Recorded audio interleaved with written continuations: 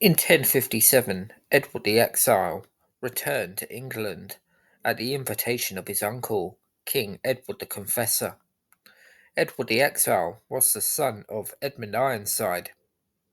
Following the death of his father in late 1016, the crown of England was now securely in the hands of Edmund's rival, Canute, and the infant Edward and his brother, another Edmund, posed a serious threat to Canute, even though they were still so young. Edward and Edmund were potential figureheads for rebellion. Canute didn't want to get his hands dirty by having two little princes murdered in his new kingdom, so he sent Edward and Edmund to Sweden, where he ordered the king there to have them killed. Thankfully, the Swedish king showed mercy to the two little boys, and they would wind up at the court of the Hungarian king. Edmund would die in Hungary, but Edward married a woman named Agatha and had three children who were all born in Hungary. Edward and Agatha had one son, Edgar, and two daughters, Margaret, who would one day become Queen of Scotland and was later made a saint, and also another girl named Christina, who would become an abbess. In England, by the 1050s, King Edward the Confessor, still childless, must have assumed Edward the Exile to have been long dead. However, when he got word that Edward the Exile was in fact still alive, the king invited him to return to England, a land he had not seen since he was no more than a toddler. The English king must have viewed Edward the Exile and Edgar, aged about 4 or 5 when his family returned to England, as potential heirs to the English crown. This also casts serious doubts over William the Conqueror's version of events that Edward the Confessor had promised him the English throne. In 1057, Edward the Exile landed in England with his young family, but without even having the opportunity to meet with Edward the Confessor, Edward the Exile died not long after his arrival. Despite his traumatic early years, the Anglo-Saxon Chronicles says that Edward the Exile had grown into a good man, and there, Hungary, begot a fair family. It was a sad ending, but there is still the possibility that Edward's son Edgar may, in time, take the crown. After all, Edgar had English royal blood running through his veins, which meant he had a far better claim to the English crown than the other claimants of 1066 did. But by the time of Edward the Confessor's death, Edgar was still merely only a young boy of 13 or 14 years, whilst Harold Godwinson, Duke William of Normandy, and Harold Hardrada of Norway were all battle hardened and would have no qualms about sweeping aside the claims of a mere teenager, whether his claims were justified or otherwise.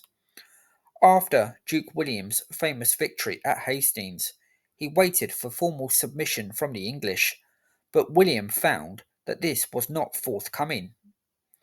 It was clear to him that the English were, at the very least, considering making Edgar their new king, and the Duke took swift action to force their hand. This came in the shape of a show of force as Duke William sacked areas across the south of England. Eventually, the English, seeking to end the violence, sought out the Norman Duke at Berkhamsted in Hertfordshire. Among those paying homage to William at Berkhamsted included Aldred, Archbishop of York, the Northern Earls, Edwin and Morcar, as well as Edgar himself. Hostages were handed over to William, and vows were made, but still the situation was uneasy for the new king. Having been crowned king on Christmas Day 1066, William returned for a short period to Normandy, taking Edgar with him. Meanwhile, William ensured that his vast programme of castle building across England continued in his absence. By 1068, Edgar was at the court of the Scottish king Malcolm III.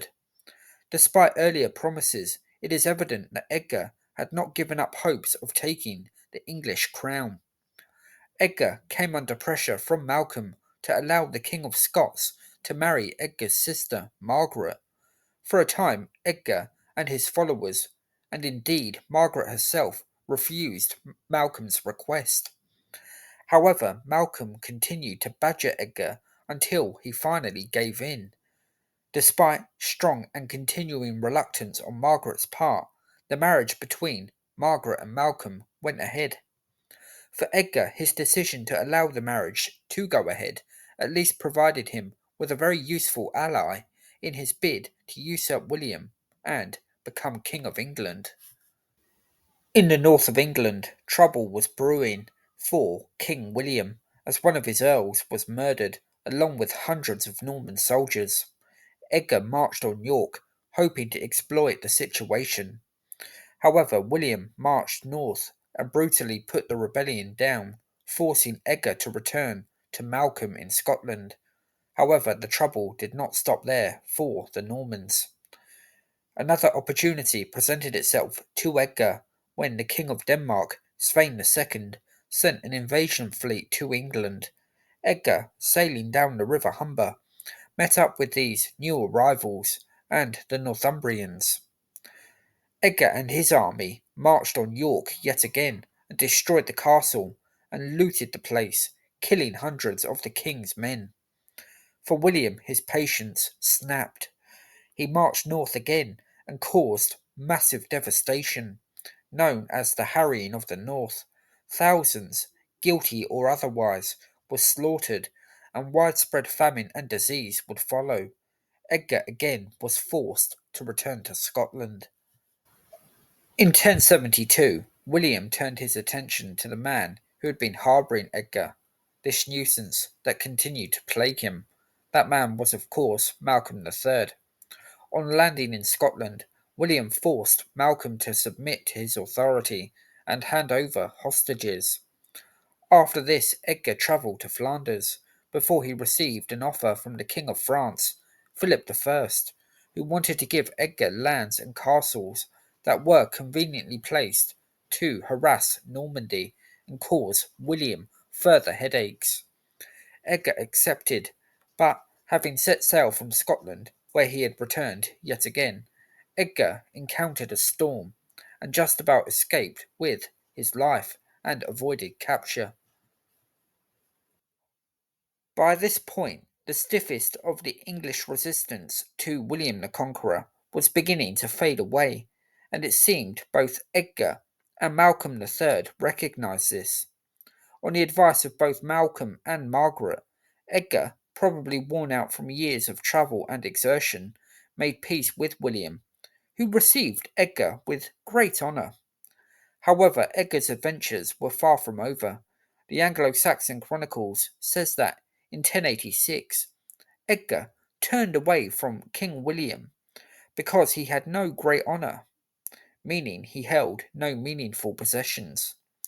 With a retinue of a couple of hundred knights, Edgar decided to leave England for Italy, which, according to Florence of Worcester, was done with the king's consent. However, Edgar failed to achieve anything of note in Italy, and he would soon return to England. After the death of William the Conqueror in 1087, Edgar became embroiled in the conflict between William's two sons, William II, his successor as King of England, and Robert Curthose, the son who became the new Duke of Normandy. When a peace agreement was finally reached between Robert and William, Edgar was left angered after lands were taken off him and given back to William. Edgar once again travelled to Scotland, irate at this injustice. Malcolm III himself was plotting against William II, but for the time being, tensions eased, with Edgar taking a key role in peace negotiations. That peace, however, was short lived, and Malcolm was killed at the Battle of Alnwick in 1093. In 1097, on the orders of William II, Edgar marched into Scotland with an army, where he deposed Donald III as king and replaced him with his nephew, another Edgar. Whilst not all his ventures were successful throughout his life, it can be seen that Edgar was a capable man. In 1102, Edgar made a pilgrimage to Jerusalem, and on his return home he met both the Byzantine Emperor Alexios I Komnenos and the Holy Roman Emperor Henry IV, who both showered Edgar with gifts. In 1106, fighting on behalf of Robert Curthose against Robert's other brother, Henry I, Edgar was captured at the Battle of Tonchebray, although, unlike Robert, he was eventually pardoned. Edgar would live to the grand old age of 73 and lived out his final days, in the words of William of Malmesbury, in the country in privacy and quiet. It is not surprising that Edgar, son of an exile, and who had lived a long and exhausting life, a restless existence, searching for the prestige that had been denied him by the extraordinary events of 1066, would seek a quiet end to his days. Edgar Aetheling, make no mistake, was the rightful heir who had been usurped, first by Harold II Godwinson, and then William I the Conqueror. What would history have been like had Edgar become King of England?